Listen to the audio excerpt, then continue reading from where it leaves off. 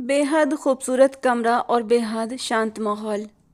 लेकिन उस शांत माहौल में कभी कभी हल्की हल्की सिसकियों की गूंजती आवाज़ जैसे अंदर रूह को भी छलनी कर देती थी। ये सिसकियां नैना की थीं, जो नीचे फर्श पर दीवार से टिकी बैठी थी। उसको इस कमरे तक लाने वाला कोई और नहीं बल्कि अजीत चौहान था, जो उसे खरीद कर लाया था। और खरीद कर लाई गई औरत के साथ क्या होता है, ये नैना अच्छे से जानती थी। उसे आज तक किसी मर्द ने छूना तो दूर की बात, कभी गैर मर्द की उस पर नज़र भी नहीं पड़ी थी। वो खुद को हमेशा मर्दों की गंदी नज़र से बचा कर रखती आई थी। लेकिन आज जैसे उसे सब कुछ बिखरता हुआ सा महसूस हो रहा था। माँ के जाने के बाद बाप ने दूसरी शादी कर ली। सौतेली माँ ने बाप को पैसे कमाने के लिए विदेश भेज दिया और उधर उसकी सौतेली माँ ने उसका सौदा कर दिया। कमरे के दरवाजे पर हल्की सी आहट हुई और अजीत चौहान कमरे में दाखिल हुआ। कोट उतारते हुए उसने सोफे पर उछाला था। टाई की नोट ढीली की सामने बैठी उस रोती सिसकती लड़की को एक नज़र देखा था और तंज से मुस्कुरा दिया। आज उसकी नफरत और भी बढ़ चुकी थी औरतों के लिए।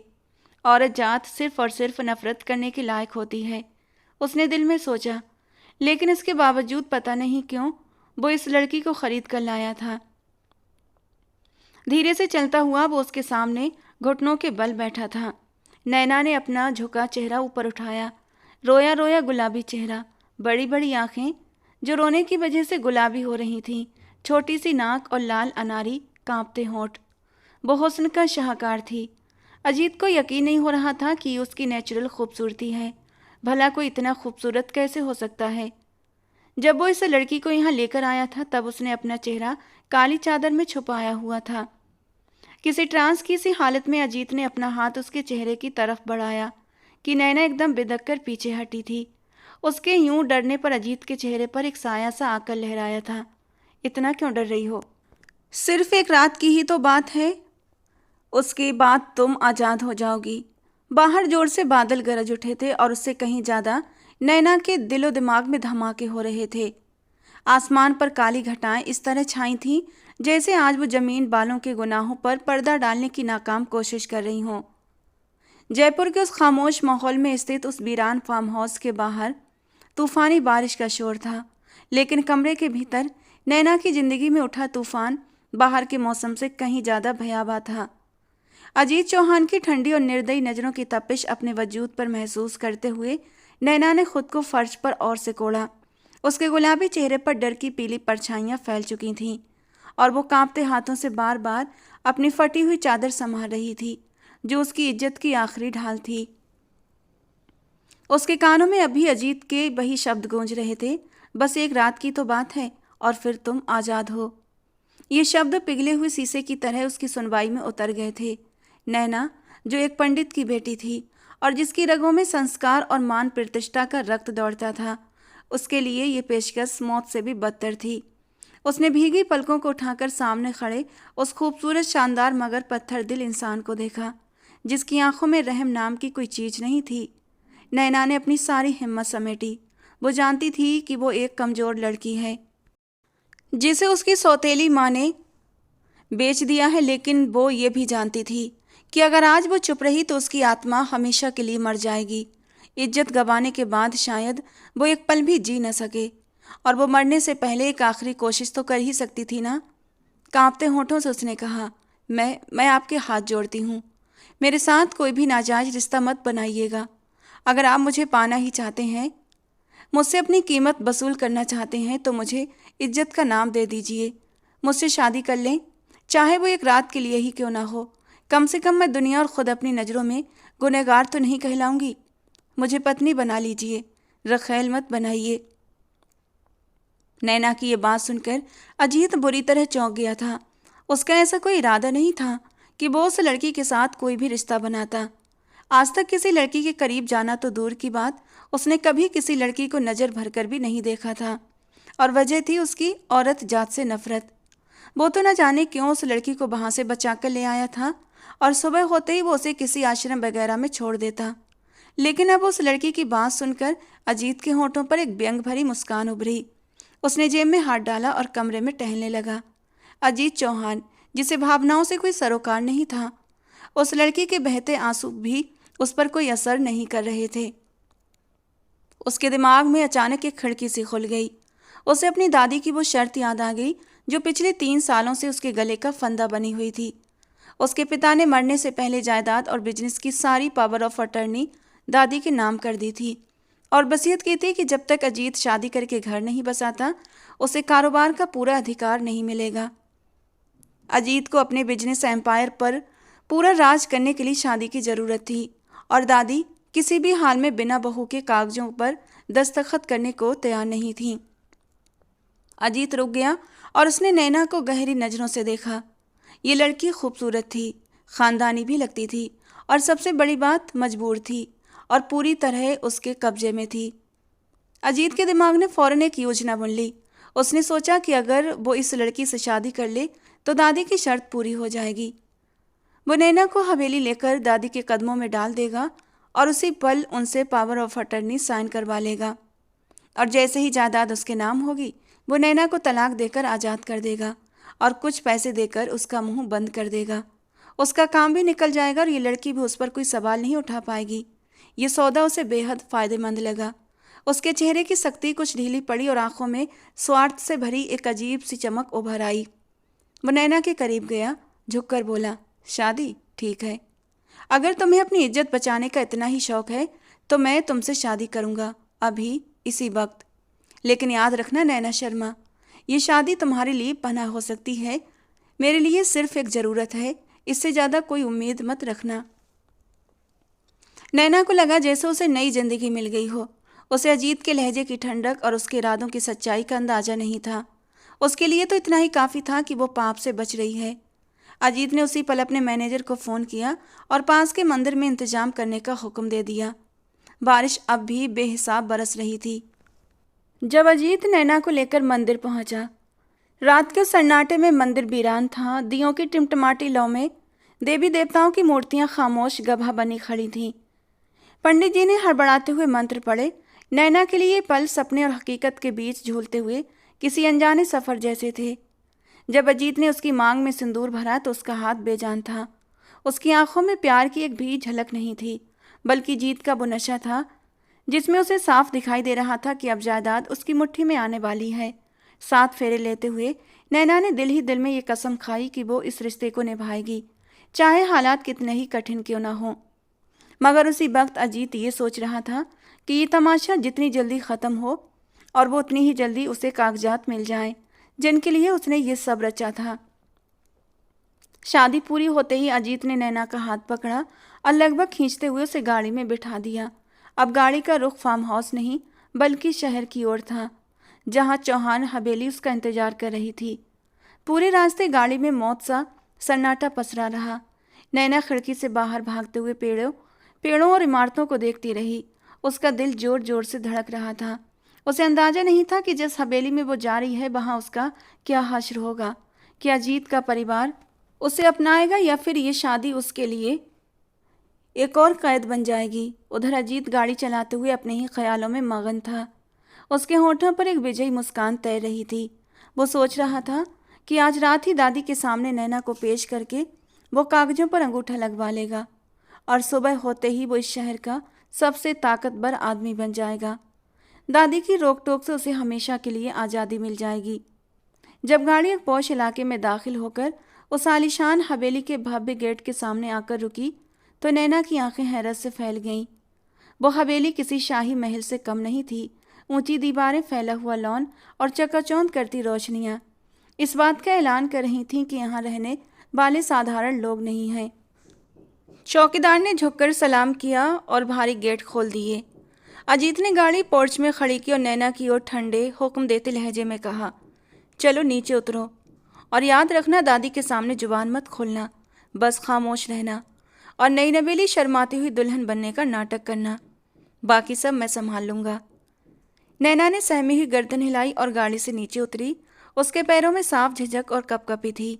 रास्ते में अजीत ने एक दुकान से उसके लिए कपड़े खरीद कर बदलवा दिए थे और अब वो एक सादी सी लाल साड़ी में लिपटी हुई थी, मगर उसके चेहरे पर अब भी डर की गहरी परछाइयाँ काँप रही थीं।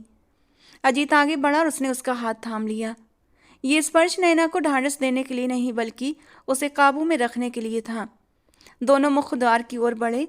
रात काफ़ी ढल चुकी थी, इसीलिए घर में सन्नाटा पसरा था। नौकर चाकर शायद सो चुके थे, मगर अजीत जानता था कि दादी सा इतनी जल्दी नहीं सोती। वह जरूर अपने कमरे में जाग रही होंगी। अजीत सीधे नैना को लेकर दादी के कमरे की ओर बढ़ गया। हवेली के भीतर का दृश्य भी हैरान कर देने वाला था। हर चीज सलीके से सजी हुई, झूमरों की रोशनी संगमरमर के फर्श पर चमक रही थी। नैना नजरें झुकाए अजीत के साथ चलती रही। उसका दिल सूखे पत्ते की तरह कांप रहा था। अजीत ने दादी के कमरे का दरवाजा बिना दस्तक दिए खोल दिया और भीतर दाखिल हो गया। दादी साहब अपने बड़े से बिस्तर पर तकिया लगाए लेटी थीं। दरवाजा खुलने की आवाज़ पर उन्होंने चश्मे के पीछे से आंखें सिकोड़ कर देखा। अजीत को इस वक्त देखकर वो चौंकी, मगर जैसे ही उनकी नज़र अजीत के साथ खड़ी लाल साड़ी में लिपटी सिर झुकाए लड़की पर पड़ी, उनके हाथ से माला छूट कर गिर गई। कमरे में कुछ पलों के लिए घना सन्नाटा छा गया, वो सन्नाटा जो तूफान से ठीक पहले होता है। दादी ने कांपती आवाज़ में पूछा, अजीत ये कौन है और इस वक्त तुम इसे यहाँ क्यों लेकर आए हो? अजीत ने नैना का हाथ जरा सा ऊपर उठाया और चेहरे पर बनावटी खुशी सजाते हुए कहा, दादी सा, आप हमेशा कहती थी ना कि मैं शादी कर लूँ, घर बसा लूँ, वरना ये सारी जायदाद और बिजनेस यूं ही धरे रह जाएंगे। तो लीजिए, मैंने आपकी इच्छा पूरी कर दी। ये नैना है मेरी पत्नी और इस हवेली की बहू। दादी साहब को अपनी सुनवाई पर यकीन नहीं हुआ। हैरानी और सदमे की मिलीजुली हालत में वो बिस्तर से उतरी और नैना के करीब आईं। नैना ने कांपते हाथों से आगे बढ़कर दादी के पैर छुए।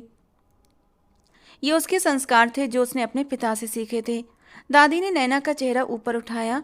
नैना की मासूमियत, उसकी बड़ी बड़ी भयभीत आंखें और माथे पर सजा ताजा सिंदूर देखकर दादी के सख्त दिल में अचानक ममता का एक सोता फूट पड़ा। उन्हें यकीन ही नहीं हो रहा था कि उनका बागी पोता, जिसे शादी के नाम से नफरत थी, आखिरकार मान ही गया। दादी की आंखों में खुशी के आंसू भर गए। उन्होंने नैना को सीने से लगा लिया और भावुक स्वर में बोली, हे भगवान, तेरा लाख लाख शुक्र है। मैं तो समझ बैठी थी कि अपने पोते का घर बसते देखे बिना ही इस दुनिया से चली जाऊंगी। जुग जुग जियो बेटी, सदा सुहागन रहो। अजीत अपनी कामयाबी पर मन ही मन मुस्कुराया। उसका तीर बिल्कुल निशाने पर लगा था। दादी ने नैना के सिर पर प्यार से हाथ फेरा और फिर अजीत की ओर नाराज नजरों से देखा। तुम तो छुपे रुस्तम निकले, दादी सा को बताया भी नहीं। मैं तुम्हारी शादी धूमधाम से करती, मेरे इकलौते पोते हो तुम। दादी की अचानक उमड़ी खुशी में हल्की सी नाराजगी घुल गई। अजीत ने माथे का पसीना पोंछते हुए कहा, दादी सा, आप ही तो कहती थी जल्दी शादी कर लो। अब कर ली है तो सवाल क्यों कर रही हैं? अब जल्दी से कल तक पावर ऑफ अटॉर्नी मेरे नाम कर दीजिए। अजीत ने वही बात कह दी जिसके लिए वो यहाँ आया था। दादी ने भारी आवाज में कहा, पहले बहू के लिए कुछ इंतजाम तो करने दो। जायदाद की इतनी फिक्र क्यों पड़ गई? मैं कौन सा सब कुछ लेकर भागी जा रही हूँ? और उन्होंने फौरन नौकरानी को आवाज़ दी कि बहू के लिए कमरा तैयार किया जाए और मिठाई लाई जाए। मगर अजीत के पास वक्त कम था और सब्र उससे भी कम। वो इस भावनात्मक तमाशे को ज़्यादा खींचना नहीं चाहता था। उसने दादी की बातचीत को बीच में ही काटते हुए ठंडे जिद्दी लहजे में कहा, दादी सा, मैंने आपकी शर्त पूरी कर दी है, शादी कर ली है जैसा आप चाहती थीं। अब आप भी अपना वादा पूरा कीजिए। वो पावर ऑफ अटर्नी के कागजात कहाँ हैं? उन्हें निकालिए और साइन कर दीजिए। मुझे कल सुबह ही वकीलों के साथ मीटिंग करनी है और बिजनेस का कंट्रोल संभालना है। वो भी अपनी जिद पर अड़ा हुआ था। दादी, जो अभी तक नैना को प्यार से दुलारने में मगन थी, अजीत के इस रूखेपन और हड़बड़ी पर ठिठक गई। कुछ तो गड़बड़ है जो अजीत इतनी जल्दी मचा रहा है। उन्होंने पलटकर अजीत को देखा। जिन आंखों में अभी तक खुशी चमक रही थी, अब वहाँ गहरी समझ और सख्ती उतर आई थी। वो दुनिया देखी हुई औरत थी। अजीत की बेसब्री और उसकी आंखों में छुपा लालच उनसे छुपा न रह सका। वो समझ गई कि ये शादी खुशी से नहीं बल्कि मजबूरी और जायदाद के लिए की गई है। कमरे का माहौल एक बार फिर बदल गया। खुशी की जगह तनाव ने ले ली। एक कोने में खड़ी नैना ने भी अजीत के लहजे में छुपी स्वार्थी मंशा को साफ महसूस किया और उसका दिल बैठने लगा। क्या ये शादी सिर्फ सच में कागज के टुकड़े के लिए की गई थी? दादी सा धीरे धीरे अलमारी के पास गई और उसे खोला। अजीत की आंखों में चमक दौड़ गई। उसे लगा कि अब वो कागजात निकालेंगी, मगर दादी ने अलमारी से कागजों के बजाय खानदानी कंगन निकाले और कांपती हुई नैना को बड़े प्यार से पहना दिए, मानो अजीत की हड़बड़ी ने उनके कानों तक पहुंचने की जहमत ही न की हो। फिर वो इत्मीनान से लौटकर अपने बिस्तर पर बैठ गईं। अजीत ने बेचैनी से पूछा, दादी सा कागजात? दादी ने अजीत की आंखों में आंखें डालकर एक गहरी सांस ली और शांत मगर मजबूत आवाज में कहा, अजीत, तुमने मेरी एक शर्त मानी है, मुझे खुशी है, लेकिन बेटा मैंने कच्ची गोलियां नहीं खेली। मैं जानती हूँ कि तुमने ये शादी किस नीयत से की है। मुझे डर है कि कागजात मिलते ही कहीं ये मासूम बच्ची इस घर से बाहर न निकाल दी जाए, या इसका मुकद्दर भी मेरी तरह तन्हाई न बन जाए। अजीत तिलमिला उठा, गुस्से को दबाते हुए बोला, आप मुझ पर शक कर रही हैं? मैंने शादी कर ली है, ये सबूत आपके सामने खड़ा है, अब आपको और क्या चाहिए? दादी ने हल्की मुस्कान के साथ नैना की ओर देखा और फिर अजीत की ओर मुड़कर ऐसा धमाका किया कि अजीत के पैरों तले से जमीन खिसक गई। दादी बोली, सब्र करो अजीत, इतनी भी क्या जल्दी है? शादी तो हो ही गई, लेकिन वंश का क्या? इस खानदान का वारिस कौन लाएगा? तुम्हारे पिता की वसीयत में सिर्फ शादी का जिक्र था, मगर मेरी रजामंदी में एक और शर्त शामिल है। अजीत ने हैरानी से पूछा, कैसी शर्त? दादी ने अटल फैसला सुनाते हुए कहा, पावर ऑफ अटॉर्नी के कागजात पर मेरे दस्तखत तब होंगे जब इस घर में तुम्हारी औलाद की किलकारियां गूंजेंगी, जब मुझे यकीन हो जाएगा कि ये शादी कोई खेल नहीं बल्कि एक मजबूत बंधन है। जब तक नैना की गोद में तुम्हारा बच्चा इस खानदान का वारिस ना आ जाए, तब तक जायदाद की निगरानी मैं ही करूंगी। ये सुनते ही अजीत के दिमाग में जैसे धमाके होने लगे। उसे लगा मानो वो आसमान से सीधा नीचे जमीन पर आकर गिरा हो। दांत पीसते हुए बोला, दादी सा, ये कैसा मजाक है? बच्चे की ये कैसी शर्त? ये तो आपने पहले नहीं बताई, आप वादा खिलाफी कर रही हैं। दादी ने सख्ती से कहा, यह वादा खिलाफी नहीं, इस घर की हिफाजत का सवाल है। मुझे सबूत चाहिए कि तुम इस लड़की को छोड़ोगे नहीं, और वो सबूत सिर्फ एक बच्चा हो सकता है जो तुम्हें और नैना को हमेशा के लिए बांध दे। अब जाओ, अपनी दुल्हन को लेकर अपने कमरे में जाओ और आराम करो, मेरा फैसला अटल है। अजीत गुस्से से मुट्ठियां भींचकर रह गया। उसकी पूरी योजना धरी की धरी रह गई थी। जिस जाल से निकलने के लिए वो नैना को साथ लाया था, वही जाल अब और भी कस चुका था। अब वो न नैना को छोड़ सकता था और ना ही अब जायदाद हासिल कर सकता था, जब तक कि उनके बीच कोई असली रिश्ता न बन जाए। और औलाद का मतलब था नैना के साथ उम्र भर का बंधन, जो वो कभी भी नहीं चाहता था। नैना खामोश खड़ी सब सुन रही थी। उसे अपनी किस्मत पर रोना आ रहा था कि दो लोगों के अहंकार और जायदाद की लड़ाई में उसे मोहरे की तरह इस्तेमाल किया जा रहा था। मगर उसे ये अंदाज़ा नहीं था कि दादी की ये शर्त उसकी ज़िंदगी को नर्क बनाएगी या फिर अजीत के दिल तक पहुंचने का रास्ता खोल देगी। अजीत ने गुस्से से भरी एक कातिल नज़र नैना पर डाली, मानो इस सारी मुसीबत की वजह वही हो, और फिर पांव पटकता हुआ कमरे से बाहर निकल गया। नैना भी डरी सहमी उसके पीछे पीछे चल पड़ी। दादी उन्हें जाते हुए देखती रही और होठों पर हल्की सी मुस्कान तैर गई, क्योंकि वो जानती थी कि सोने को पिघलाने के लिए उसे आग में डालना पड़ता है, और ये नई शर्त वही आग थी।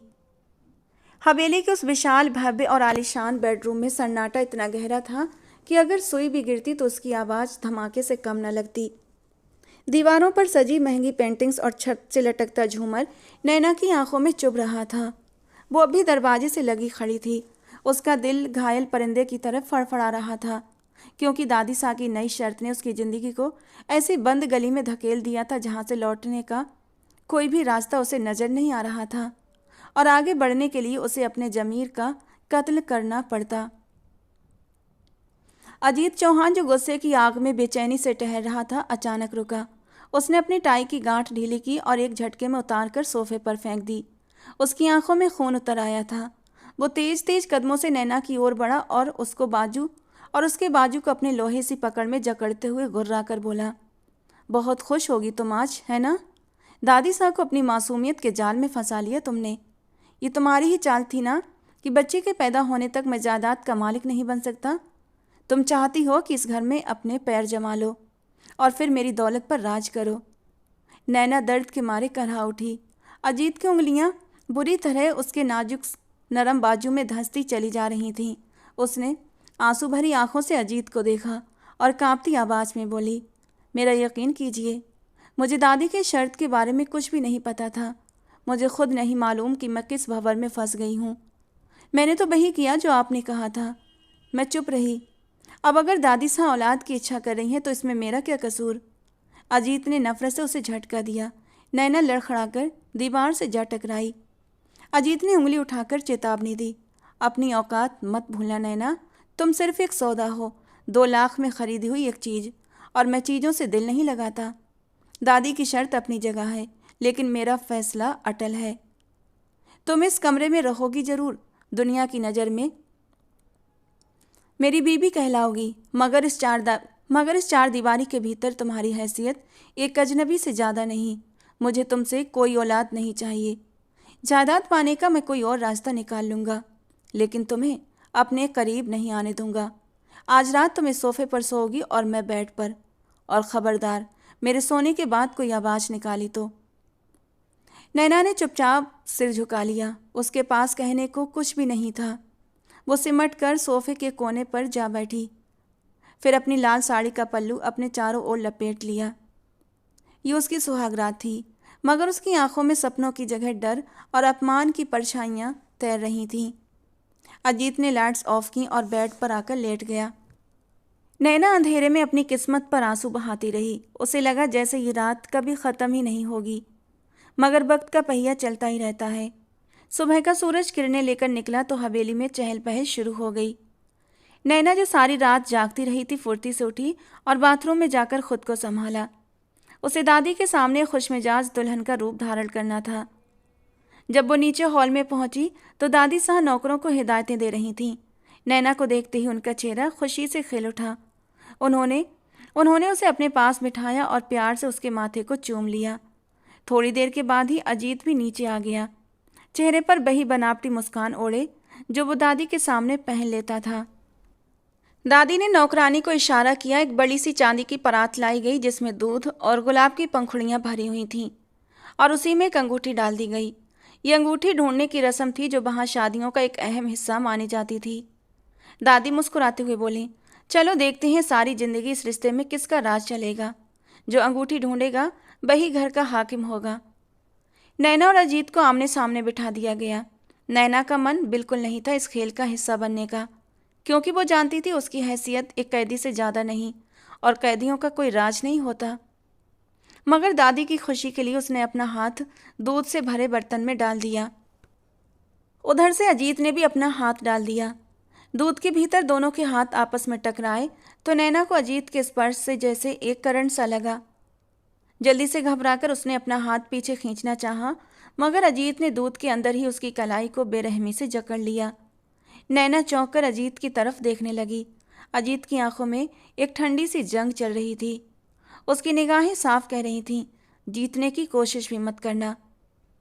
अजीत ने धीरे से अपना चेहरा नैना के चेहरे के करीब किया, इतना करीब कि देखने वालों को लगा वो रोमांस कर रहा है, मगर सरगोशी के अंदाज में कहने लगा, तुम हारने के लिए पैदा हुई हो नैना, जीत सिर्फ मेरी है।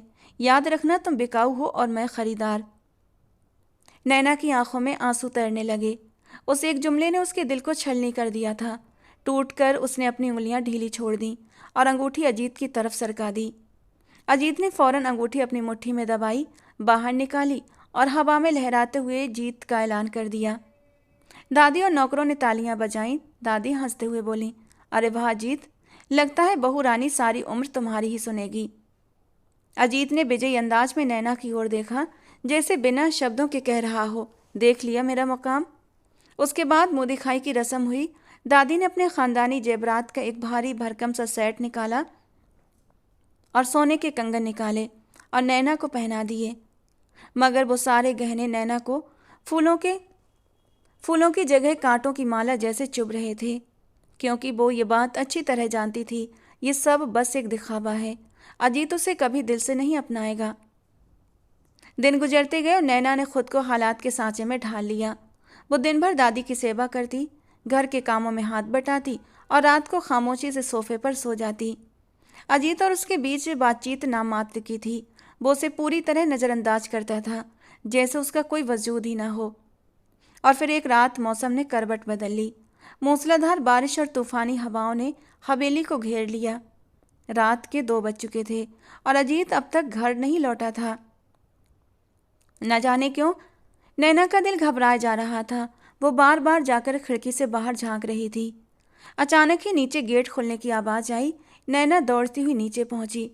उसने देखा अजीत बुरी तरह शराब के नशे में धुत लड़खड़ाता हुआ अंदर आ रहा था। उसके कपड़े बुरी तरह भीगे हुए थे, बाल बिखरे पड़े थे। वो दीवारों का सहारा लेकर चलने की कोशिश कर रहा था, मगर गिरने ही वाला था कि नैना ने झपट कर उसे थाम लिया। अजीत ने झटके से उसकी तरफ देखा। उसकी आंखें लाल थीं और मुंह से शराब की तेज बदबू आ रही थी। उसने नैना को धक्का देने की कोशिश की, मगर उसके अपने पैरों में जान नहीं थी। वो वहीं सीढ़ियों पर ढहकर बैठ गया। नैना ने डरते डरते कांपती हुई आवाज में कहा, अजीत जी, संभल कर आइए, मैं आपको कमरे तक ले चलती हूँ। लेकिन अजीत ने नैना का हाथ झटक दिया और कड़वे लहजे में चिल्लाया, दूर रहो मुझसे। तुम सब औरतें एक जैसी होती हैं, मक्कार, फरेबी, सबकी एक कीमत होती है, सब बिक जाती हैं। मेरी माँ भी बिक गई थी और तुम भी बिक गई। नैना सन्न रह गई। पहली बार उसे अजीत की नफरत की असली वजह समझ आई। तो ये वो जख्म था जो अजीत अपने सीने में छुपाए फिरता था। उसकी माँ की बेवफाई ने उसे औरत जात से नफरत करना सिखा दिया था। उस पल नैना को अजीत पर गुस्सा नहीं बल्कि तरस आया। वो समझ गई कि ये आदमी जालिम नहीं बल्कि बेहद दुखी है। उसके अंदर का वो बच्चा आज भी रो रहा है जिसे उसकी माँ ने उसे छोड़ दिया था। अजीत की झड़कियों की परवाह किए बिना नैना ने उसे वहां से थाम कर उठाया। अजीत इतना निढाल था कि उसका सारा बोझ नैना पर था। वो किसी तरह उसे घसीटते हुए कमरे तक लाई और बिस्तर पर लिटा दिया। अजीत तेज बुखार में जल रहा था और लगातार बड़बड़ा रहा था। नैना ने फौरन उसके जूते उतारे, तौलिया लेकर उसके भीगे बाल पोंछे और ठंडे पानी की पट्टियाँ उसके माथे पर रखने लगी। पूरी रात नैना उसके सिरहाने बैठी रही, कभी उसके हाथ सहलाती तो कभी उसके माथे पर पट्टी रखती। रात के किसी पहर अजीत ने अंधनिद में नैना का हाथ पकड़ लिया और उसे अपने गाल से लगाकर एक छोटे बच्चे की तरह सिसकते हुए बोला, मत जाओ, मत जाओ मुझे छोड़कर, मैं अकेला रह जाऊंगा मामा, मुझे मत छोड़ो। नैना का दिल एकदम से पिघल गया। उसकी आंखों से आंसू टपक कर अजीत के चेहरे पर गिर पड़े। उसने उसके बालों में उंगलियां फेरते हुए अपने नरम होंठ अजीत के गालों पर रख दिए और बेहद नरम आवाज में कहा, मैं कहीं नहीं जा रही, मैं यही हूँ आपके पास। ये वो पल था जिसने दोनों के बीच जमी बर्फ की दीवार में पहली दरार डाल दी थी। नैना को एहसास हो गया कि इस सख्त खोल के पीछे एक बेहद कोमल दिल छुपा है जिसे बस प्यार और अपनापन चाहिए। अजीत का वजूद शायद ठंड की वजह से कांप रहा था। नैना धीरे धीरे से उसके कंबल का कोना हटाते हुए उसके करीब हुई थी और उसे अपनी बाहों में ऐसे समेट लिया जैसे वो कोई छोटा बच्चा हो। और अजीत भी उसकी पनाहों में सुकून महसूस करने लगा। और नैना चौंकी जब अजीत की गर्म सांसें उसे पिघलाने लगीं। उसके हाथों का स्पर्श नैना के वजूद पर फिसलने लगा। वो पूरी तरह होश में नहीं था, लेकिन फिर भी एक नरम वजूद का एहसास अजीत के जज्बातों को बेहोशी में भी भड़काने लगा था। अजीत, छोड़े मुझे, नैना हड़बड़ाई थी। नहीं प्लीज़ मत जाओ।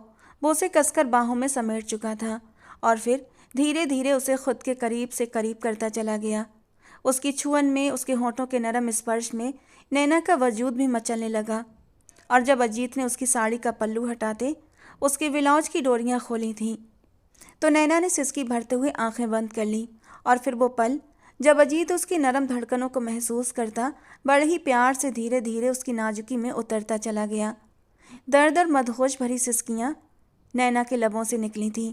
खुद को पूरी तरह बेबस अजीत के हवाले कर चुकी थी। सुबह जब अजीत की आंख खुली तो उसका सिर भारी था। उसने देखा वो कंबल में लिपटा हुआ है और नैना उसके पहलू में सो रही थी। अजीत को रात के धुंधले धुंधले लम्हे याद आने लगे। अजीत की नज़रों में पहली बार नैना के लिए एक अजीब सा एहसास जागा। इस घटना के बाद अजीत के बर्ताव में हल्का सा बदलाव आ गया था। अब वो नैना पर बेवजह का गुस्सा नहीं करता था, चिल्लाता नहीं था और कभी कभी खाने की मेज पर उसकी ओर देख भी लेता था।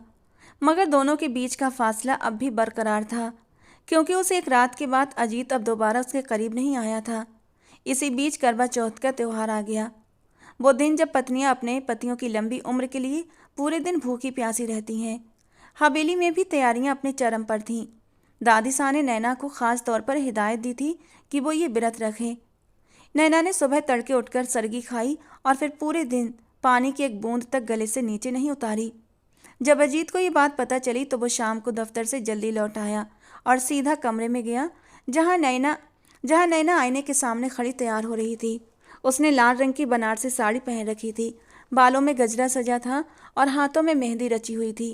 वो बेहद खूबसूरत लग रही थी, मगर कमजोरी के कारण उसका चेहरा पीला पड़ चुका था। अजीत ने गुस्से में कहा, ये क्या ड्रामा है नैना? तुम जानती हो ना ये शादी एक झूठ है। फिर किसके लिए अपनी जान हलकान कर रही हो? क्यों भूखी हो और आखिर क्या साबित करना चाहती हो? नैना ने सुकून से उसकी ओर पलट कर देखा और बहुत नरमी से बोली, मैं कुछ साबित नहीं करना चाहती अजीत जी। शादी जैसी भी हो, मेरे लिए ये सिंदूर और ये रिश्ता सच्चा है। मैंने आपके नाम का व्रत रखा है और मैं इसे पूरा भी करूंगी। अजीत झुंझला उठा। उसने थाली से पानी का गिलास उठाकर उसके होठों के पास लाया और झल्लाकर बोला, पी लो ये पानी। मुझे तुम्हारी कुर्बानियों की कोई ज़रूरत नहीं, ये सब ढकोसले हैं। अगर मुझे कुछ होना हुआ तो तुम्हारे भूखे रहने से नहीं बचेगा। पी लो इसे। नैना ने अपना मुंह फेर लिया और मजबूती से कहा, सौदा शरीर का हुआ था अजीत जी, आपने मुझे खरीदा था, लेकिन ये रिश्ता आत्मा का है। आप मेरे पति हैं। मेरी दुआ है कि आपकी उम्र लंबी हो। मैं ये पानी नहीं पीऊंगी जब तक चांद नहीं निकलता और आप अपने हाथों से नहीं पिलाते। अजीत गुस्से से गिलास मेज पर पटककर कमरे से बाहर निकल गया। वो समझ नहीं पा रहा था ये लड़की आखिर किस मिट्टी की बनी हुई है। वो उसे जितना ही तिरस्कार देता उतनी ही वफादारी दिखाती थी। शाम ढल गई और रात का अंधेरा छा गया। दादी और घर की बाकी महिलाएं छत पर चांद का इंतजार कर रही थीं। नैना भी छत के कोने में खड़ी थी। भूख और प्यास से उसके होंठ सूख चुके थे और पैरों में हल्का सा कंपन था। उसे चक्कर आ रहे थे, मगर उसकी नज़रें आसमान पर जमी थीं। आखिरकार बादलों की ओर से चांद दिखाई दिया। दादी ने खुशी से चिल्लाया, चांद निकल आया। नैना ने कांपते हाथों से छलनी उठाई और दिया जलाया। उसने पहले चांद को देखा और फिर छलनी के पार अजीत के चेहरे को देखने के लिए मुड़ी, जो कुछ ही दूरी पर भवे चढ़ाए खड़ा उसे देख रहा था। नैना जैसे ही अजीत की तरफ कदम बढ़ाने लगी, उसकी आंखों के सामने अंधेरा छा गया।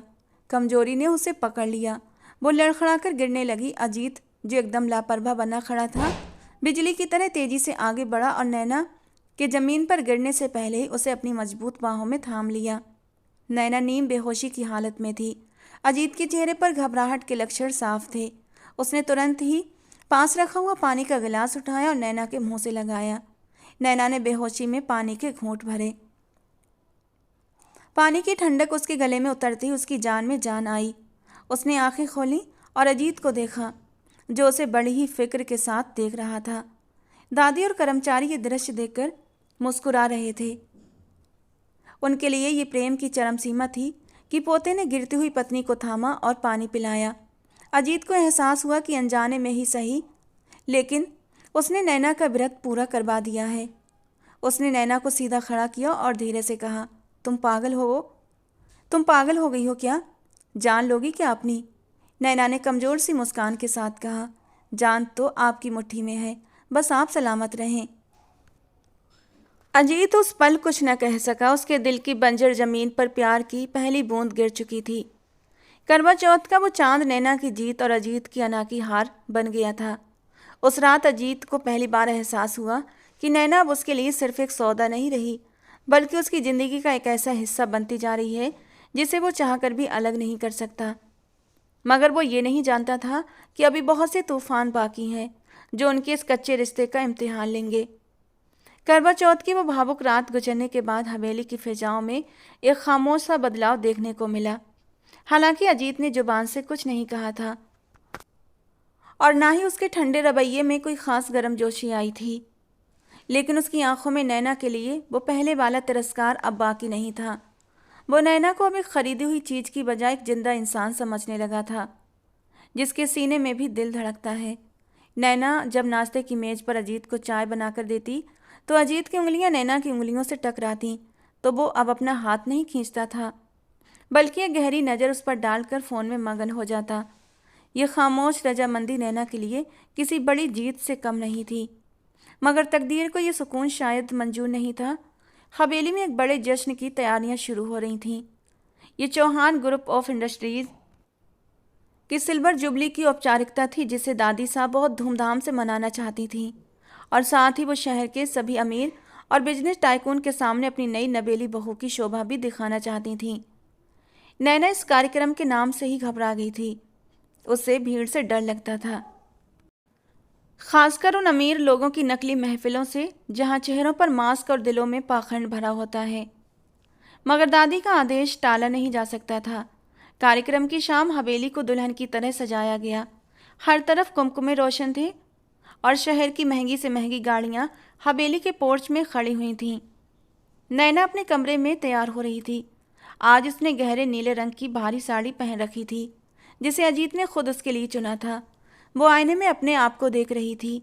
गले में हीरों का हार और मांग में अजीत के नाम का सिंदूर चमक रहा था, मगर उसकी आंखों में कंजारना डर था। उसे लग रहा था जैसे आज कुछ बुरा होने वाला है।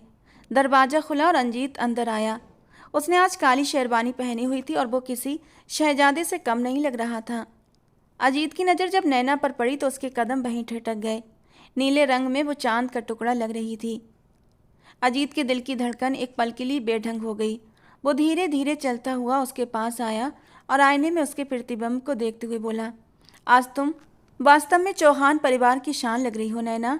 याद रखना, नीचे बहुत लोग होंगे जो मेरी बर्बादी के इच्छुक हैं। उनके सामने कमज़ोर मत दिखना। मेरा हाथ थामे रखना और मुस्कुराती रहना, क्योंकि तुम्हारी मुस्कान मेरी ताकत होगी। नैना हैरानी से पलटकर उसे देखने लगी। ये पहला मौका था जब अजीत ने उसे अपनी ताकत कहा था। नैना ने धीरे से सहमति में सर हिलाया और अपना हाथ अजीत के हाथ में दे दिया। अजीत की मजबूत पकड़ ने उसे एक अजीब सा सुरक्षा का एहसास दिया था। वे दोनों जब सीढ़ियां उतरकर हॉल में दाखिल हुए तो सभी नज़रें उनकी ओर उठ गईं। लोग आपस में सरगोशियां करने लगे कि अजीत सिंह की पत्नी कितनी खूबसूरत है। दादी साहब का सीना गर्व से चौड़ा हो गया। उन्होंने आगे बढ़कर दोनों को बुलाया और मेहमानों से मिलवाना शुरू किया। पार्टी अपने चरम पर थी। हर तरफ हंसी के ठहाके और गिलासों की टकराहट की आवाज़ें गूंज रही थीं। नैना अजीत के साथ साथ चल रही थी और हर मिलने वाले को मुस्कुराकर सलाम कर रही थी। उसे लग रहा था कि शायद अब उसकी ज़िंदगी संवरने लगी है, शायद अब वो इसी घर की होकर रहेगी। लेकिन तभी हवेली के मुख्य दरवाजे पर हलचल सी हुई। नैना की नज़र वहाँ गई तो उसका खून जम सा गया। उसके पैरों से ताकत निकल गई, चेहरा सफ़ेद पड़ गया। दरवाजे पर बिक्रम सिंह खड़ा था, वही दरिंदा जिसने नैना की इज्जत पर हमला किया था और जिसके चंगुल से अजीत ने उसे निकाल कर लाया था। विक्रम की आंखों में आज भी वही वासना और प्रतिशोध की आग थी। वो बिन बुलाए आया था, सिर्फ और सिर्फ अजीत को नीचा दिखाने के लिए। अजीत ने भी विक्रम को देख लिया। उसके जबड़े सख्त हो गए और मुट्ठी कस गई। वो जानता था विक्रम का यहाँ आना खतरे से खाली नहीं है। विक्रम ने जहरीली मुस्कान के साथ अजीत और नैना की ओर कदम बढ़ाए। उसके हाथ में शराब का गिलास था। दादी साहब, जो विक्रम की सूरत और आदत से अनजान थी, उन्होंने उसे भी एक मेहमान समझा। विक्रम ने करीब आकर ऊंची आवाज़ में कहा, मुबारक हो अजीत सिंह, क्या शानदार पार्टी है और क्या शानदार जोड़ी है। मैं तो हैरान हूँ कि तुमने इतनी जल्दी शादी कर ली और हमें खबर भी नहीं हुई, जबकि इस कीमती चीज़ की परख तो सबसे पहले मैंने की थी। विक्रम के लहजे में जो घटियापन था वो वहाँ खड़े लोगों को भी महसूस हुआ। अजीत ने नैना को अपने पीछे छुपाया और विक्रम की आंखों में आंखें डालकर दहाड़ा, अपनी हद में रहो विक्रम, यहाँ तुम मेहमान नहीं हो। इज्जत से बाहर चले जाओ, वरना गार्ड्स तुम्हें उठाकर फेंक देंगे। विक्रम ने एक जोरदार कहकहा लगाया, जिससे हॉल में चुप्पी छा गई। म्यूजिक बंद हो गया और सभी लोग उनकी तरफ मुड़ गए। विक्रम ने तंजिया अंदाज में दादी जी की तरफ देखा और बोला, अरे दादी साहब, आप अपने पोते को नहीं रोकेंगी? मैं तो बस पुरानी यादें ताज़ा कर रहा था। आखिर इस बहू रानी का और मेरा सौदा होते होते रह गया था। वो तो आपके पोते ने बाजी मार ली, वरना आज ही आपकी हवेली की शान बनने की बजाय मेरे कमरे की रौनक होती। दादी साहब के चेहरे पर हवाइयाँ उड़ने लगीं। उन्होंने सख्त लहजे में पूछा, क्या बकवास कर रहे हो तुम? होश में तो हो? ये नैना है, एक इज्जतदार घर की बेटी। विक्रम ने अपना गिलास ज़मीन पर पटक दिया। शीशा टूटने की आवाज़ गूंजी और विक्रम ने अपनी असली शक्ल दिखाते हुए चिल्लाया, इज्जतदार? वाह दादी साहब वाह, आपका पोता आपको कितना बड़ा बेवकूफ़ बना रहा है। पूछिए अपने इस लाडले से कि इस लड़की को कहाँ से लाया। पूछिए इससे कि इसने इस लड़की से शादी की है या फिर इसे खरीदा है। हॉल में मौजूद हर व्यक्ति की सांसें थम गईं। नैना का दिल चाह रहा था जमीन फट जाए और वो उसमें समा जाए। वो अजीत की शर्ट को मुट्ठी में जकड़े कांप रही थी। अजीत ने विक्रम का गिरेबान पकड़ लिया और दहाड़ा, जुबान बंद कर कुत्ते। मगर विक्रम ने अजीत का हाथ झटक दिया और सबके सामने सच उगल दिया। क्यों बंद करूं जुबान? क्या ये झूठ है कि इस लड़की की सौतेली माँ ने इसे 2 लाख रुपये में मेरे हाथों बेचने का सौदा किया था? क्या ये झूठ है कि तुम बीच में आकर 5 लाख की बोली लगा गए और इसे खरीद कर ले आए? अरे ये कोई पत्नी नहीं, ये तो एक माल है जिसे अजीत सिंह चौहान ने अपनी दौलत के जोर पर खरीदा है।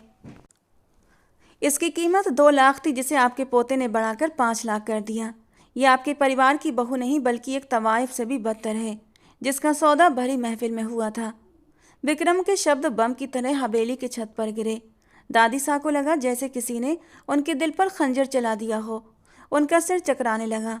वो बेयकीनी से कभी अजीत को देखती और कभी नैना को। अजीत की आंखों में बेजुबानी थी। वो सच को झुठला नहीं सकता था क्योंकि शुरुआत वहीं से हुई थी। दादी ने कांपते हुए हाथों से अजीत की तरफ इशारा किया और भर्राई हुई आवाज में पूछा, अजीत, क्या ये सच कह रहा है? क्या तुमने इस लड़की को खरीदा है? अजीत ने आगे बढ़कर दादी को थामना चाहा और कहा, दादी साहब मेरी बात सुने। हालात ऐसे थे कि दादी ने चीखकर उसे रोक दिया। बस मुझे सिर्फ हाँ या ना में जवाब दो। क्या तुमने इस लड़की की कीमत दी है? अजीत ने सिर झुकाया और धीरे से आवाज़ में कहा, हाँ दादी, मैंने पैसे दिए थे। लेकिन अजीत का वाक्य पूरा भी नहीं हुआ था कि दादी की आंखों में नफरत की आग भड़क उठी। उनका सदियों पुराना पारिवारिक गौरव और नियम एक पल में मिट्टी में मिल गए। उन्होंने नैना की तरफ देखा जो अब भी रो रही थी और अपने बचाव में कुछ कहना चाह रही थी। नैना ने रोते हुए हाथ जोड़े और दादी की तरफ कदम बढ़ाया। दादी साहब मेरा विश्वास करें, मैं बेगुनाह हूँ। नैना अभी अपनी बात पूरी भी नहीं कर पाई थी कि एक जोरदार तमाचे की आवाज़ पूरे हॉल में गूंज उठी। दादी साहब ने पूरी ताकत से नैना के मुंह पर थप्पड़ मारा था। थप्पड़ इतना भयंकर था कि नैना लड़खड़ाकर जमीन पर गिर गई। उसके होंठ से खून रिसने लगा। दादी का हाथ कांप रहा था और वो गुस्से से हाँफ रही थीं। उनकी आंखों में अब ममता नहीं बल्कि केवल तिरस्कार और घृणा थी। उन्होंने नैना की तरफ उंगली उठाकर चीखते हुए कहा, खबरदार, जो मुझे दादी कहा, अपनी गंदी जबान से मेरे रिश्ते को मत जोड़ना। तुम जैसी बाजारू औरत मेरे घर की बहू तो दूर की बात मेरी जूती के बराबर भी नहीं हो सकती। मैंने तुम पर भरोसा किया, तुम्हें अपनी बेटी समझा और तुमने मेरे घर को अपवित्र कर दिया। निकल जाओ यहाँ से, अभी और इसी वक्त मेरे घर से निकल जाओ। मुझे तुम्हारा अभिशप्त चेहरा फिर कभी नहीं देखना। नैना जमीन पर गिरकर सिसक रही थी। वो अजीत की तरफ उम्मीद भरी नज़रों से देख रही थी कि शायद वो उसे बचा ले, शायद वो दुनिया को बता दे कि उसने शादी की है, सिंदूर भरा है। मगर अजीत अपनी दादी की हालत देखकर चुप था। उसे डर था कि कहीं दादी को दिल का दौरा न पड़ जाए। अजीत की ये मौनता नैना के कफन में आखिरी कील साबित हुई। विक्रम वहाँ खड़ा मुस्कुरा रहा था। उसका बदला पूरा हो चुका था। उसने चौहान परिवार की इज्जत को सरेआम नीलाम कर दिया था। दादी ने नौकरों को आदेश दिया, धक्के देकर इस लड़की को बाहर निकाल दो और इसका सारा सामान भी बाहर फेंक दो। आज के बाद इसका साया भी इस हवेली पर नहीं पड़ना चाहिए। नैना ने तड़पते हुए अजीत को पुकारा, अजीत जी कुछ तो कहें। आप जानते हैं मैं पवित्र हूँ। आपने मुझसे शादी की है, मंदिर में फेरे लिए हैं, मेरी लाज रख लें। अजीत ने मुट्ठियाँ कस लीं। उसके अंदर कोई चीख रहा था कि नैना को रोक लो और सबको बता दो कि वो तुम्हारी पत्नी है। मगर पारिवारिक प्रतिष्ठा और दादी की बिगड़ती हालत ने उसके पैरों को जंजीरों में जकड़ रखा था। वो पत्थर का बुत बनकर खड़ा रहा। 2 नौकर आगे बढ़े और नैना को बाहों से पकड़कर खड़ा किया। नैना ने खुद को छुड़ाने की कोशिश की मगर वो कमज़ोर पड़ चुकी थी। वो रोती रही, गिड़गिड़ाती रही, मगर इस बेरहम भीड़ में उसका कोई भी अपना नहीं था। वही लोग जो कुछ देर पहले उसकी तारीफ़ें कर रहे थे अब उसे तिरस्कार भरी नज़रों से देख रहे थे, जैसे वो कोई गंदगी है। नौकरों ने नैना को घसीटते हुए दरवाजे की तरफ ले जाना शुरू कर दिया। उसकी महंगी साड़ी का पल्लू फर्श पर घिसट रहा था और उसके सपने चूर चूर होकर बिखर रहे थे। दहलीज पर पहुंचकर नैना ने आखिरी बार पलटकर अजीत को देखा। उसकी आंखों में शिकायत थी, दर्द था और एक खामोश सवाल था कि तुमने भी मुझे अपमानित कर दिया। अजीत ने निगाहें चुरा लीं और उसी पल नैना का दिल हमेशा हमेशा के लिए टूट गया। उस बड़ी हवेली के गेट से बाहर धकेल दिया गया और लोहे का भारी दरवाज़ा उसके मुंह पर बंद कर दिया गया। बाहर रात का अंधेरा था और अंदर जश्न की रोशनी जो अब मातम में बदल चुकी थी। नैना सड़क पर अकेली गिरी पड़ी थी। उसके गाल पर थप्पड़ का निशान जल रहा था और दिल पर अजीत की बेवफाई का जख्म कसक बन चुका था। हवेली के भारी भरकम लोहे के दरवाजे जब नैना के चेहरे पर बंद हुए तो उसके साथ ही उसकी ज़िंदगी का एक अध्याय भी हमेशा के लिए बंद हो गया। बाहर गली में गहरा सन्नाटा था और रात की अंधकारता किसी भूखे भेड़िए की तरह मुंह खोल कर खड़ी थी। नैना के नंगे पैर सड़क की ठंडी सतह पर जम रहे थे, मगर उसके दिल में जो आग लगी थी वो इस ठंडक से कहीं अधिक तीव्र थी। उसके गाल पर दादी के थप्पड़ का निशान अब भी जल रहा था और कानों में वो शब्द गूंज रहे थे, तुम्हारी हैसियत मेरी जूती के बराबर भी नहीं। वो लड़की जिसे कुछ देर पहले चौहान परिवार की इज्जत कहा जा रहा था अब कचरे के ढेर की तरह बाहर फेंक दी गई थी। नैना लड़खड़ाते कदमों के साथ सड़क पर चलने लगी। उसे नहीं पता था कि उसे कहाँ जाना है। उसके पास ना तो पैसे थे, न सिर छिपाने की जगह और ना ही कोई अपना। वो बस से चलती जा रही थी और उसकी आंखों से आंसू थमने का नाम नहीं ले रहे थे। दूसरी तरफ हवेली के अंदर का दृश्य किसी मातम से कम नहीं था। नैना के निकाल दिए जाने के बाद हॉल में मौजूद सभी लोग खुसर पुसर करते हुए धीरे धीरे करके विदा हो चुके थे। विक्रम सिंह अपनी घटिया चाल में कामयाब होकर एक जहरीली मुस्कान के साथ वहाँ से जा चुका था, मगर पीछे तबाही छोड़ गया था। दादी साहब सोफे पर निढाल बैठी थीं। उनका सांस फूल रहा था और वो लगातार अपनी छाती मसर रही थीं। अजीत पत्थर बनकर वहीं खड़ा था जहाँ से नैना को धक्का देकर बाहर निकाला गया था। उसकी नज़रें बंद दरवाजे पर जमी थीं। उसका अंदर का मन उसे लगातार दोषी ठहरा रहा था। उसे लग रहा था नैना को नहीं बल्कि उसने अपनी आत्मा को इस घर से निकाल दिया है। अचानक ही अजीत के अंदर का ज्वालामुखी फूट पड़ा। उसने जोर से एक चीख मारी और पास रखी सजावट की मेज को ठोकर मार कर गिरा दिया। कांच टूटने की आवाज़ से दादी एकदम से अपनी जगह से उठकर खड़ी हुई थीं। अजीत दादी की तरफ पलटा। उसकी आंखें लाल अंगारों की तरह जल रही थीं। वो दादी जिनके सामने वो कभी ऊंची आवाज़ में नहीं बोलता था, आज वो उनके सामने शेर की तरह दहाड़ उठा। खुश हैं आप दादी साहब? मिल गई आपको तसल्ली? आपको अपने पारिवारिक इज्जत और सम्मान बहुत प्यारा था ना? तो देख लें, आज आपने अपनी झूठी इज्जत के लिए उस लड़की को सड़क पर फेंक दिया जो इस घर की असली इज्जत थी। दादी ने कमज़ोर आवाज़ में कहा। अजीत, वो एक ख़रीदी हुई तवाइफ। अजीत ने तड़प कर बात काटी। बस, भगवान के लिए बस कर दें दादी साहब। हाँ, ख़रीदा था मैंने उसे, क्योंकि उसकी अपनी माँ उसे बेच रही थी। मैंने उसे कोठे पर जाने से बचाया दादी। मैंने उसके साथ गलत इरादे से शादी नहीं की थी, लेकिन शायद वो उस वक्त इतना डरी हुई थी कि उसे मेरे इरादे गलत ही लगे थे। जब उसने रोते हुए हाथ जोड़कर मुझसे कहा था कि मेरे करीब बिना किसी रिश्ते के मत आना, मुझसे शादी कर लें, तो मैं दंग रह गया था। मेरा दिल एक पल के लिए जैसे धड़कना भूला था और फिर मैंने उससे शादी कर ली, क्योंकि शादी में मेरा भी मतलब छुपा हुआ था और उस लड़की की इज्जत भी बची रहती। लेकिन उसकी अच्छाई, उसकी नरम दिली धीरे धीरे मुझे उसके और भी करीब करती जा रही थी। मुझे अब इस बात पर कोई भी मलाल नहीं था कि मैं उससे शादी किसी समझौते के तहत कर चुका हूँ, बल्कि मेरे दिल को ये सुकून था कि शायद अब मेरी सारी ज़िंदगी इस लड़की के साथ ही कटेगी। मैं बहुत जल्द उससे अपने रिश्ते की असल शुरुआत भी करने वाला था। लेकिन आप तो उसे वहीं खड़ा कर आई जहाँ से मैं उसे लाया था। आप कहती थी ना कि मैं पत्थर दिल हूँ, तो सुन लें, आज आपने साबित कर दिया कि इस हवेली की दीवारें ही पत्थर की नहीं, यहाँ रहने वालों के दिल भी पत्थर के हैं। अजीत ने अपना कोट उतारकर जमीन पर फेंक दिया और पागलों की तरह दरवाजे की ओर भागा। उसे एहसास हो गया था कि उसने बहुत बड़ी गलती कर दी है। उसने नैना का हाथ नहीं छोड़ना चाहिए था। वो जल्दी से बाहर गली में निकला। नैना, नैना, उसने दीवानेपन में आवाज़ें लगाईं। वो नंगे पांव सड़कों पर दौड़ने लगा, कभी इस गली में, कभी उस गली में। मगर नैना कहीं नहीं थी। रात का अंधेरा उसे निगल चुका था। अजीत घुटनों के बल सड़क पर गिर पड़ा। उसने आसमान की तरफ मुंह करके दहाड़ते हुए रोना शुरू कर दिया। वही अजीत सिंह चौहान जो पूरे जयपुर पर राज करता था, आज एक गरीब की तरह सड़क पर बैठकर बुरी तरह रो रहा था। उसे अपनी दौलत, अपनी जायदाद सब बेकार लग रही थी। अगली सुबह अजीत ने अपनी ताकत, पुलिस और निजी जासूसों को नैना की तलाश में लगा दिया। उसने शहर का कोना कोना खंगाल डाला, अस्पताल, रेलवे स्टेशन, बस अड्डे, यहाँ तक कि मंदिर और आश्रम भी देखे, मगर नैना का कहीं कोई सुराग नहीं मिला। वो हवा के झोंके की तरह आई थी और तूफान बनकर गायब हो गई। समय अपनी रफ्तार से गुजरता रहा। दिन हफ्तों में और हफ्ते महीनों में बदलते चले गए। अजीत ने खुद को दुनिया से काट लिया था। उसने बिजनेस, दोस्त, यार सब छोड़ दिए थे। वो दिन रात बस नैना की तलाश में भटकता रहता था, या फिर शराब के नशे में धुत तो अपने कमरे में पड़ा रहता और नैना की तस्वीर से बातें करता रहता। विक्रम सिंह जिसने ये आग लगाई थी, अजीत ने उसे कहीं नहीं छोड़ा।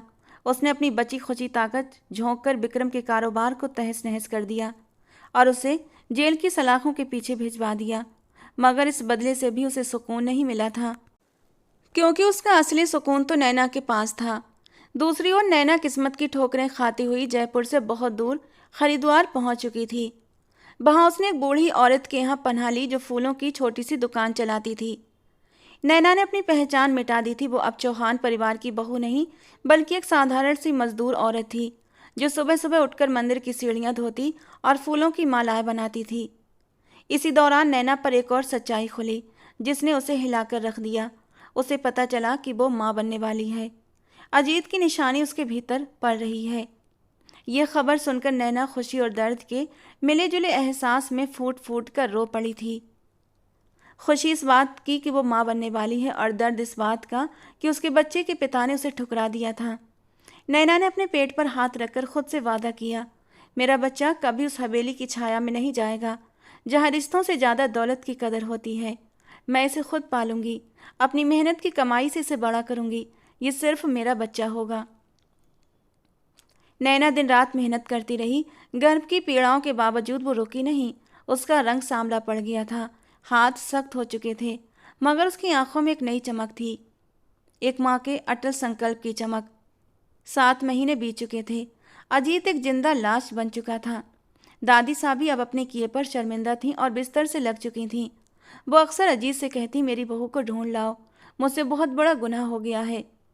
एक दिन अजीत को उसके खास मुखबिर से खबर मिली कि हरिद्वार के एक मंदिर के पास नैना जैसी एक औरत को देखा गया है। अजीत ने एक पल भी खराब किए बिना गाड़ी निकाली और हरिद्वार की ओर बढ़ा दी। उसका दिल सीने में हथौड़े की तरह धड़क रहा था। उम्मीद और डर के बीच एक भयानक सी जंग चल रही थी। हरिद्वार पहुंचकर जब वो घाट किनारे पहुंचा तो शाम की आरती हो रही थी। हजारों दिए पानी में तैर रहे थे और घंटियों की गूंज फिजाओं को चीर रही थी। अजीत भीड़ को चीरता हुआ आगे बढ़ा। उसकी नज़रें पागलों की तरह चारों ओर भटक रही थीं। तभी उसे घाट के किनारे एक जाना पहचाना सा साया दिखा।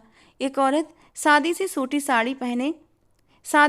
साड़ी पहने पानी में खड़ी सूर्यदेव को जल अर्पित कर रही थी। उसकी पीठ अजीत की ओर थी, मगर अजीत उसे हजारों की भीड़ में भी पहचान सकता था। वो धीरे धीरे उसकी तरफ बढ़ा। उसके कदम बोझिल हो चुके थे। जब वो उसके पास पहुंचा तो उस औरत ने पलट कर देखा। वो नैना ही थी, मगर वो नैना नहीं जिसे अजीत जानता था। ये कमज़ोर, थकी हुई मगर अडिग नैना थी। और सबसे बड़ा झटका अजीत को तब लगा जब उसकी नज़र नैना के उभरे हुए पेट पर पड़ी थी। अजीत के मुंह से एक बेबस सी सिसकी निकल गई। उसके पैरों तले से ज़मीन निकल गई। उसे समझ आ गया कि दादी की वो शर्त जिसके लिए वो भागता फिर रहा था, कुदरत ने उसे कैसे पूरा किया था, मगर कितनी भारी कीमत पर। नैना अजीत को देखते ही पत्थर बन गई। उसके हाथ से कलश छूटकर पानी में गिर गया। उसकी आंखों में अजीत के लिए कोई मोह नहीं था, बल्कि अजनबियत थी। अजीत ने कांपते हुए हाथ बढ़ाए और उसका नाम लेना चाहा, नैना, मगर नैना ने फौरन पीछे हटकर हाथ के इशारे से उसे रोक दिया। अजीत की आंखों से आंसू बह निकले। वो वहीं गीली रेत पर घुटनों के बल बैठ गया और फूट फूट कर रोते हुए बोला, नैना, मुझे माफ़ कर दो। मैं तुम्हारा गुनहगार हूँ। मैंने तुम पर भरोसा नहीं किया, अपनी अहंकार की कैद में रहकर तुम्हें खो दिया। देखो, मैं तुम्हारे बिना मर रहा हूँ। मुझे एक मौका दे दो, मेरे साथ घर चलो। दादी भी तुम्हें बहुत याद करती हैं। और ये हमारा बच्चा, इसे क्यों सजा दे रही हो? नैना ने अपनी साड़ी का पल्लू कसकर पकड़ लिया और ठंडे पत्थर जैसे शब्दों में बोली, कौन सा घर अजीज साहब? वो हवेली जहाँ रिश्तों की बोली लगती है, या वो दादी जो बहू को जूती के बराबर समझती हैं? और आप तो मुझे खरीद कर लाए थे ना। 2 लाख कीमत थी, 2 लाख कीमत थी ना मेरी। नैना ने अपनी कमर से बंधी पोटली खोली और उसमें से कुछ मुड़े तोड़े नोट निकाल कर अजीत के मुंह पर दे मारे। नोट हवा में उड़ते हुए गंगा के पानी में बिखरने लगे। नैना दर्द से कांप रही थी। लीजिए आपके 2 लाख रुपये। दिन रात मेहनत करके फूल बेचकर सीढ़ियाँ धोकर मैंने ये पैसे जोड़े हैं ताकि आपका कर्ज उतार सकूं। आज मेरा और आपका हिसाब बराबर हुआ। अब मेरा रास्ता छोड़ दीजिए। मैं और मेरा बच्चा आपके किसी भीख के मोहताज नहीं। मैं इसे अनाथ बनाकर पाल लूंगी, मगर उस बाप की परछाई नहीं दूंगी जो अपनी पत्नी की इज्जत तक नहीं बचा सका। अजीत ने बिखरे हुए नोटों की तरफ देखा तक नहीं। वो नैना के पैरों में गिर पड़ा और बिलख बिलख कर गिड़गिड़ाया, नहीं नैना, ऐसा मत करो। मुझे मार डालो, मुझे सज़ा देनी है दो, मगर मुझे खुद से दूर मत करो। मैं जानता हूँ मैंने तुम्हें ख़रीदा था, मगर तुमने अपनी मोहब्बत और वफा से मुझे ख़रीद लिया। मैं तुम्हारा गुनहगार हूँ, मगर भगवान के लिए मेरे बच्चे को मुझसे मत छीनो। मैं कसम खाता हूँ पूरी ज़िंदगी तुम्हारा गुलाम बनकर रहूँगा। सब कुछ छोड़ दूँगा, वो हवेली, वो दौलत, वो नाम। मुझे बस तुम चाहिए नैना, सिर्फ तुम।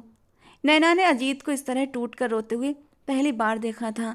उसका दिल पिघलने लगा था, मगर पुराने जख्म इतने गहरे थे कि भरने का नाम नहीं ले रहे थे। तभी अचानक नैना के पेट में तेज दर्द की लहर उठी। शायद मानसिक तनाव और सदमे की वजह से उसे समय से पहले ही प्रसव पीड़ा शुरू हो गई थी। उसके मुंह से एक चीख निकली और वो वहीं रेत पर गिरने लगी। अजीत ने फुर्ती से उसे थाम लिया। नैना दर्द से तड़प रही थी। वो चीख चीख कर लोगों से मदद मांगने लगा। वहां मौजूद कुछ औरतें दौड़कर आईं और नैना को घेर लिया। अजीत को पीछे हटा दिया गया। अजीत वहीं पागलों की तरह हाथ जोड़कर दुआएं मांगने लगा, हे भगवान, आज मेरी जान ले ले, मगर नैना को बचा ले। मैं सब कुछ हारने को तैयार हूँ, बस उसे कुछ मत होने देना। उसे पास के अस्पताल ले जाया गया। अजीत ऑपरेशन थिएटर के बाहर घंटों टहलता रहा। हर गुजरता पल उसके लिए कयामत बनकर टूट रहा था। वो सोच रहा था अगर नैना को कुछ हो गया तो वो खुद को कभी भी माफ़ नहीं कर पाएगा। वो दादी की शर्त, जायदाद, सब कुछ भूल चुका था। उसे याद था तो बस ये याद था कि नैना की सांसों की उसे फिक्र थी। काफ़ी देर के बाद डॉक्टर बाहर आई और उसके चेहरे पर मुस्कान थी। उसने अजीत से कहा, मुबारक हो, आपको बेटा हुआ है और माँ भी खतरे से बाहर है। अजीत के घुटनों में जैसे जान ही नहीं रही। वो वहीं गिर पड़ा और फूट फूट कर रो पड़ा। ये खुशी के आंसू थे, पश्चाताप के आंसू थे। जब उसे कमरे में जाने की इजाज़त मिली तो नैना बिस्तर पर अर्ध बेहोशी की हालत में लेटी थी और उसके पहलू में एक नन्हा सा अस्तित्व वो सफ़ेद कपड़े में लिपटा चैन से सो रहा था। वो दबे पांव अंदर दाखिल हुआ। उसे लगा जैसे वो किसी पवित्र स्थान में आ गया।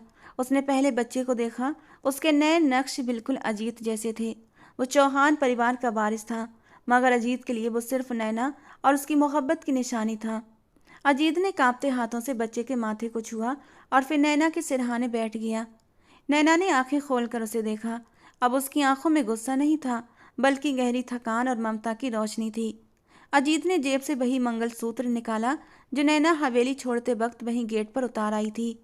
उसने रोते हुए कहा, नैना, मैं जानता हूँ कि मैं इसके काबिल नहीं, लेकिन इस मासूम की खातिर मुझे माफ़ कर दो। मैं तुम्हें रानी बनाकर नहीं, बल्कि इस बच्चे की माँ और अपनी जीवन संगिनी बनाकर अपने साथ लेकर जाना चाहता हूँ। मुझे सिर्फ एक सुधार का मौका दे दो। नैना ने चुपचाप बच्चे की ओर देखा, जिसने नींद में भी अजीत की उंगलियां पकड़ रखी थीं। खून ने खून को पहचान लिया था। नैना की आंखों से आंसू बह निकले। उसने धीमे से सर हिला दिया और यही उसकी हाँ थी। अजीत ने झुककर फिर से वही मंगलसूत्र उसके गले में पहनाया और उसके माथे को छू लिया। इस बार ये कोई सौदा नहीं था, ये एक अटूट बंधन था। कुछ दिनों के बाद जब अजीत नैना और बच्चे को लेकर हवेली वापस पहुंचा तो नज़ारा बदला हुआ था। दादी व्हीलचेयर पर थीं। आंखों में पश्चाताप के आंसू थे।